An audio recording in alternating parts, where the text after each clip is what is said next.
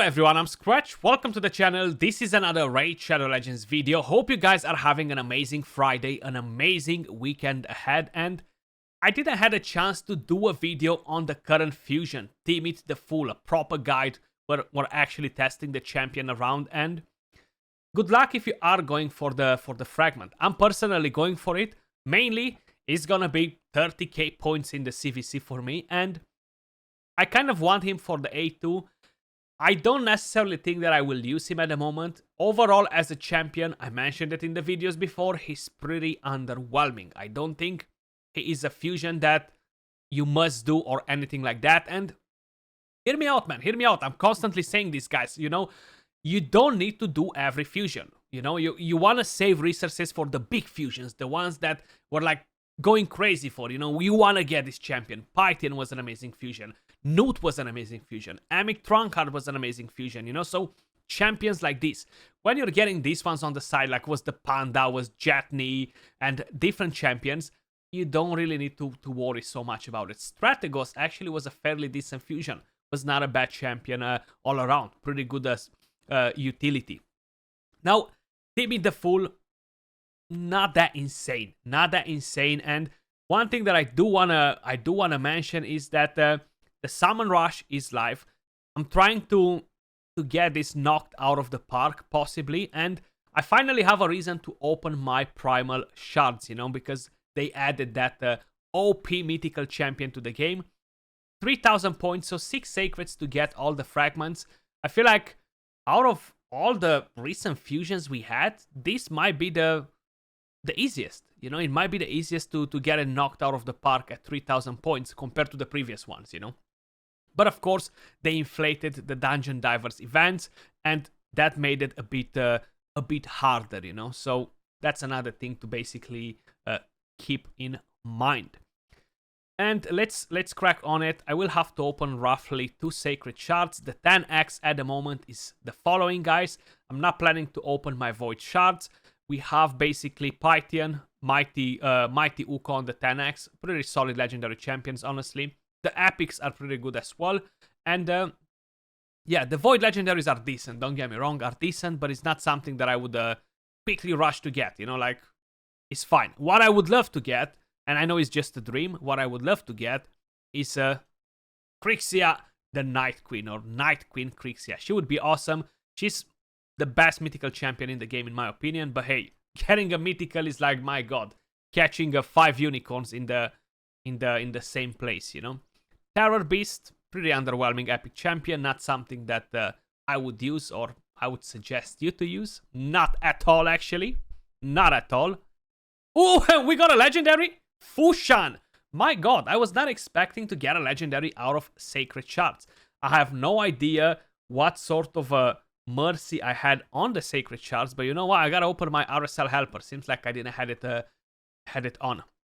With the A1, attacks an enemy, has a chance of placing an extra hit. Now, this A1 has a chance to place that extra hit multiple times, you know? So that's pretty nice. A2 attacks all enemies 2 times, has a chance to place a stun debuff for 1 turn. And of course, the A3 attacks 4 times at random. Each hit has a chance to put defense down. What's really nice on him is the speed lead that we have right here. What's happening? The speed lead that we have right here, 24%. So this is actually pretty good. Used in a lot of clan boss teams, you know, like Midfu or other teams like this, where you need that extra speed. He brings the defense down. He brings the damage. You know, he's not a bad champion. I feel like he definitely got power creep eclipsed by other champions that we have in the game. And I actually Ghost Offer. Okay, catch it while you can. We shall catch it another time. I actually pulled another Fushan recently. You know, like, it's probably been, I don't know, like, I feel like one of my last legendaries was Fushan, you know, so I definitely got him, but probably from Ancients, you know, so I can make mine to +4 now, but I'm not using him only in Faction Wars, which is a bit of a shame, you know, so not the best pull for me, but hey, Fushan is Fushan, and a legendary is a legendary. Now let's crack on with these scam shards and see what's happening with them. I only need 200, okay. I only need 171 more to start kicking in the Mercy, or 170. I think I opened a couple before. But let's crack on with the single pulls. And I will drop them all out. Getting rares from these shards is pretty disappointing. Just because of that simple thing. The price should be half of what it is. You know, like, I know they lowered down the prices on mythical champions, primal shards, my bad. Getting so many rare champions. Look at that. 3 shards, 3 rare champions. If you would purchase this, I feel like it was what, £7 or £8 a piece before, and they lowered it down to like $5 or $6 to get rare champions. You know, like, it's definitely a bad deal. Like, it can happen with voids, with ancients, don't get me wrong, but the main idea is that the prices for those shards are much lower than this. Akak the Vanderan. He was actually pretty interesting in the Spider, just pretty interesting generally as a champion.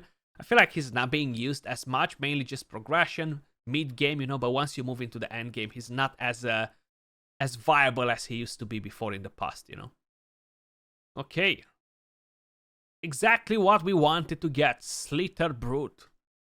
I feel like with the 2 sacreds that I opened, I think we should be able to complete the entire summon rush, if I'm not mistaken. Lamibur. Come on, give me that mythical champion. War Maiden. This is the best thing. Getting a champion that you can farm from campaign from primal shards. This is the best thing.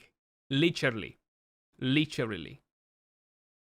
Okay, so at the moment we're definitely looking very bluish. You know, we're looking very bluish. Let's crack on with the 10 pops. Maybe this is gonna bring us better luck. Okay, Zargala. I still haven't got that epic that I wanted. Oh, we got a legendary.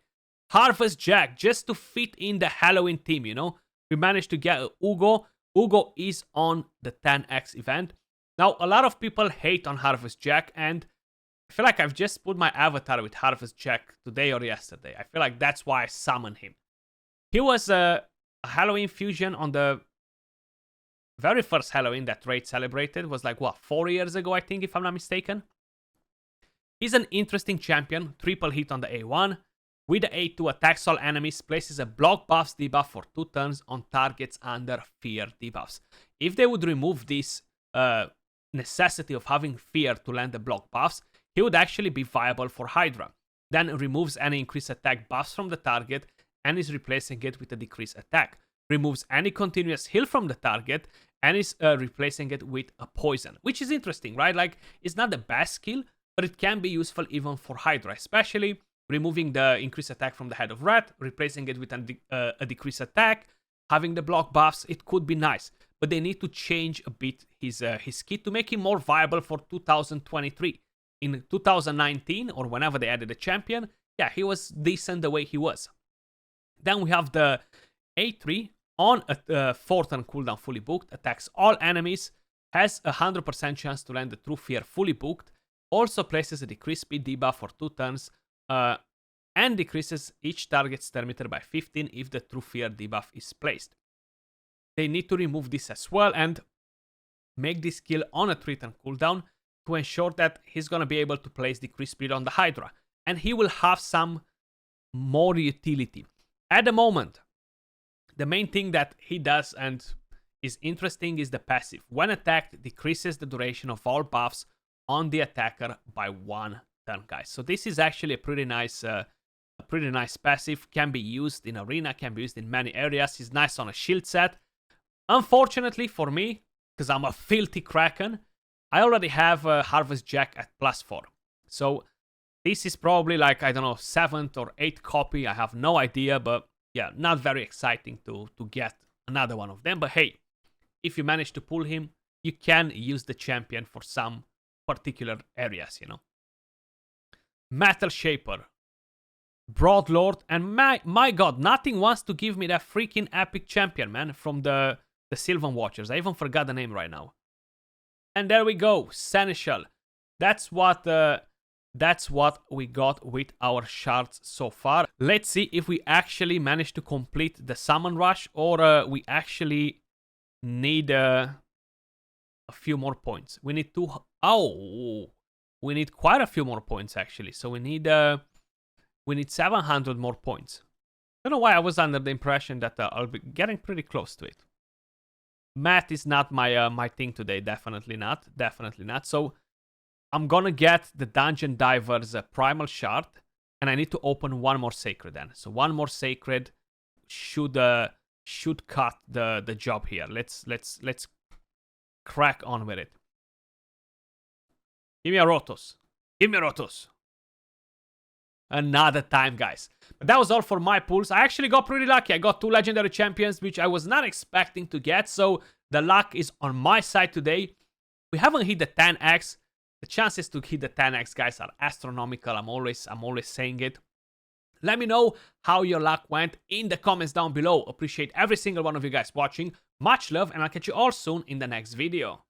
Peace.